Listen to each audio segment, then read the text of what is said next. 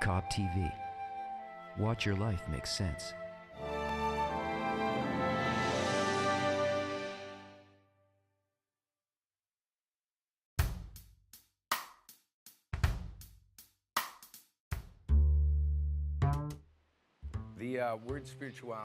Sõna vaimsus kasutatakse liiga palju meie ühiskonnas tänapäeval.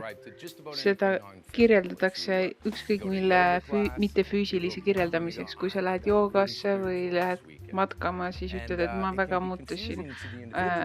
Tegelesin vaimsusega see nädalavahetuse. Aga vaimsus peaks olema midagi erilist ja unikaalset. Kas on mingi viis, kuidas defineerida vaimsust? Kas see on midagi, mis pole lokaalset ja mitte füüsilist? Kas nii võib seda sõnastada? Esiteks on keeruline tänapäeval, kui kõik soovivad vaimsust. See ei esinenud 100 või 20 aastat tagasi. Seega on eriline aeg vaimse revolutsioonile, kuid keegi ei tea, mis on vaimsus, kuid vaimsus on midagi vastandlikku. Kuid paljud ütlevad tänapäeval, et nad teavad täpselt, kuidas vaimsust saavutada, et ma istun joogamatil ja ma saavutan selle universaalse jõu. Kas see on õige? Kuidas sa tead, et see nii on? Keegi ei tea. Just nimelt, et tänapäeval on palju vaateid, ei tea me, mis on vaimsus.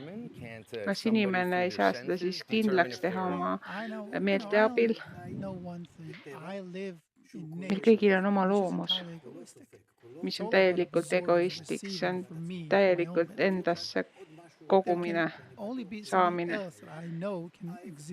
Ma üksnes tean, et mis võib olla vastandlik sellele, sest kogu looduses on pluss ja miinus, midagi ja selle vastand. Ja kõik, mida me saame, ja siis on selle vastand andmine. Ja arvatavasti seda me võime tõlgendada vaimsusele, vastupidiselt meie loomusele.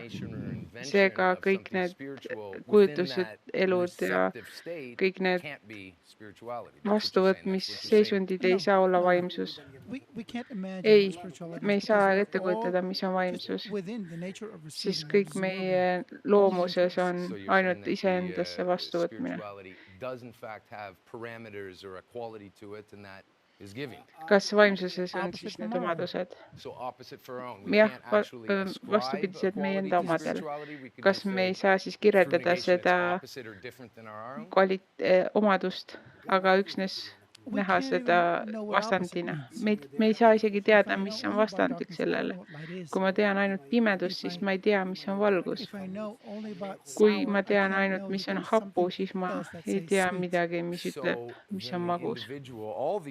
Seega kõik need indiviidid, kes kirjeldavad kõiki erinevaid metoodikaid, räägivad sellest kohast, mida on võimatu saavutada. Kõik see on kõik vale. Keegi ei tea, mis on vaimsus. Seepärast ongi nii palju vaateid sellele. Ka tänapäeval me ei tea, mis on see vaimsus. Seega, kuidas globaliseerumine toob need meetodid kokku uue meetodi ajastul ja keerleb nende sisse ja hübreerib neid erinevaid meetodeid. Kas me liigume lähemale defineerimisele selle vaimsusele? Ei, me ei saa seda teha, sest me ei saa mitte midagi teha. Sest tuleb välja, et me töötame ikkagi jälle oma soovi ja ajude ja südamega, mis on, kõik on saamissoov. See on füüsiline ja vastuvõtmine ja mitte andmine. Ma ei tea seda, meil pole seda andmeid, et teada, mis on vaimsus. Mis annab mulle vaimse. Ja kui me teame, kuidas seda keerata, seda omadust vastandlikuks, et hoopis anda, mitte võtta enda soovis ja intellektis, siis me läheksime hoopis teise dimensiooni ja seda nimetame me vaimsuseks. Kuid me näeme, et inimesed põgenevad selle eest, nad võtavad antidepressante ja uimasteid ja igasuguseid muid tegevusi leiavad endale. Vaadake majanduskriisi. Kõik ütlevad, et kõik on hästi, et me kohaneme sellega, et taha näha halba.